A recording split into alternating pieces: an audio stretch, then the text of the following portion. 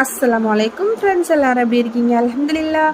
இன்றைக்கி நம்ம சேனலில் ரொம்ப ரொம்ப சுவையான டேஸ்டான சொரக்காய் வச்சு பருப்பு வச்சு ஒரு கிச்சடி ரெசிபி தான் பார்க்க போகிறோம். ரொம்ப சுவையாக இருந்துச்சு. ஒரு வாட்டி ட்ரை பண்ணி பாருங்கள்.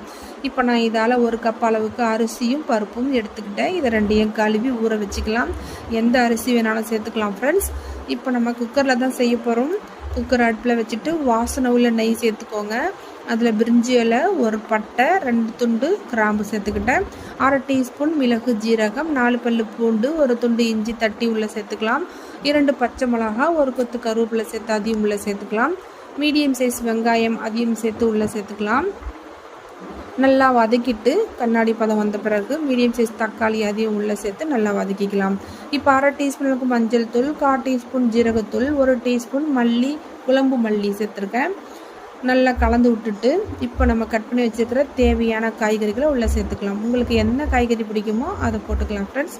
நான் கேரட்டும் உருளைக்கிழங்கும் சேர்த்துருக்கேன். நீங்கள் பச்சை பட்டாணி போட்டுக்கலாம், காலிஃப்ளவர், ப்ரோக்கோலி, பீன்ஸ் எது வேணாலும் சேர்த்துக்கலாம். இப்போ நம்ம சுரக்காயை கட் பண்ணி வச்சுருக்கோம். க்ளீன் பண்ணி விதையெல்லாம் எடுத்துகிட்டு அதையும் உள்ளே சேர்த்துக்கலாம். இந்த மாதிரி நம்ம ஆக்கி கொடுக்கும்போது குழந்தைங்க ரொம்பவே ஈஸியாக சாப்பிட்ருவாங்க. ஸோ தேவையான அளவு உப்பு சேர்த்துக்கலாம். 1 கப்பு தண்ணி விட்டுட்டேன். இப்போ அரிசியும் பருப்பும் உள்ளே சேர்த்துட்டு இன்னும் ஒரு 5 கப் அளவுக்கு தண்ணி சேர்த்துக்கலாம். 1க்கு 6ங்கிற ரேஷியோவில் நீங்கள் தண்ணி வச்சுக்கோங்க, கரெக்டாக இருக்கும். 5 to 6 விசில் விட்டுக்கோங்க. இப்போ தண்ணிலாம் சேர்த்தாச்சு. நம்ம சாம்பார் பொடி சேர்த்துக்கலாம். வீட்டில் செஞ்சதோ அல்லது கடையில் வாங்கினதோ நீங்கள் சேர்த்துக்கோங்க.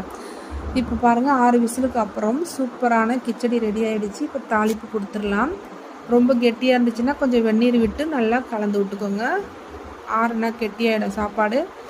இப்போ வாசனை உள்ள நெய்யும் எண்ணெயும் சேர்த்துட்டு கடுகு, காஞ்ச மிளகாய், கருவேப்பிள்ளை, பெருங்காயத்தூள் எல்லாம் சேர்த்து நல்லா வதக்கிட்டு கட் பண்ணி வச்சுருக்கிற புதினா, கொத்தமல்லி, அதுக்கப்புறம் நம்ம முந்திரி பருப்பு சேர்த்துட்டு அடுப்பை அணைச்சிட்டு காஷ்மீரி சில்லி சேர்த்துக்கிறேன். சில்லி சேர்த்து அடுப்பு ஆஃப் பண்ண பிறகு நம்ம மேலே தாளிப்பு கொடுத்துடலாம். பாருங்கள், எவ்வளோ சுவையான கிச்சடி ரெடி ஃப்ரெண்ட்ஸ். சாப்பிட கேட்டுக்கிட்டே இருந்துச்சு. அவ்வளோ டேஸ்ட்டு, சொன்னால் புரியாது, சுவைதான் மாறாது அப்படிங்கிற மாதிரி. நீங்கள் ஒரு வாட்டி ட்ரை பண்ணி பாருங்கள். அடிக்கடி செய்ய ஆரம்பிச்சிடுவீங்க. குழந்தைங்களுக்கு நியூட்ரிஷன், மினரல்ஸ் எல்லாமே கிடைக்கும் இந்த சுரைக்காயில். இந்த மாதிரி பெரியவங்களேன்னு சிறியவங்களே எல்லாம் விரும்பி சாப்பிடக்கூடிய வகையில் சூப்பரான கிச்சடி. ஸ்கூலுக்கு, வேலைக்கு போகிறவங்க, ஆஃபீஸ் போகிறவங்களாம் இதை செஞ்சு எடுத்துகிட்டு போயிடலாம். அவ்வளோ ஃபில்லிங்காக இருக்கும். ஸோ இது கூட சைடிஷாக நீங்கள் உங்களுக்கு என்ன பிடிச்சிருக்கோ வச்சு சாப்பிட்லாம். கிச்சடி பிடிச்சிருந்தா கண்டிப்பாக லைக் பண்ணுங்கள், ஷேர் பண்ணுங்கள், சப்ஸ்கிரைப் பண்ணுங்கள். தேங்க்யூ ஃபார் வாட்சிங்.